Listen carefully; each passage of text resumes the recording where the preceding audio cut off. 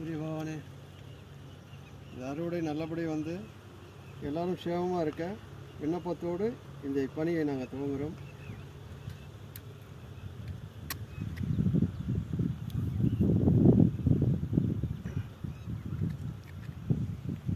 இதற்கு அனைத்து ஜீவராசிகளும் ஒத்துழைப்பு தேவை. பதிகம் எந்த இடையூறும் வராமல் இந்த பணி செம்மையாக நடைபெற இயற்கை துணை பெற வேண்டும் என்று விண்ணப்பத்தோடு ஒரு பதிகம் பாடி இந்த பணியை துவங்குகிறோம்.